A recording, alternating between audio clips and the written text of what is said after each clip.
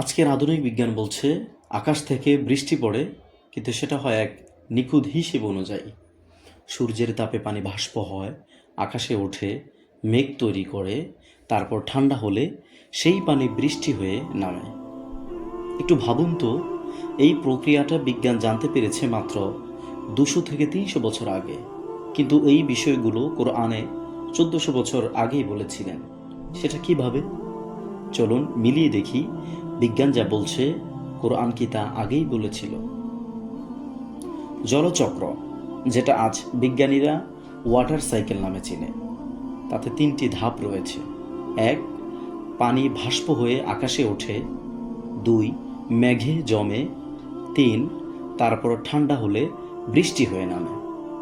এই বিষয়গুলো 1800 থেকে 19 শতকে আবিষ্কৃত হলেও আল কোরআন 1400 বছর আগেই এগুলো বলে দিয়েছে। পবিত্র কোরআনের 24 নম্বর সূরা আন-নূরের 43 নম্বর আয়াতে আল্লাহ বলেন, আলাম তারা আন্নাল্লাহা ইউজজি সাহাবান সুম্মা ইউআল্লিফু বাইনাহু সুম্মা ইয়াজআলুহু রুকামান ফাতারাল ওয়াদাকা ইয়াখরুজু মিন খিলালিহি। আল্লাহ মেঘ সঞ্চালন করেন, একত্র করেন, স্তরে স্তরে রাখেন, এরপর তুমি দেখো সেখান থেকে বৃষ্টি পড়ে।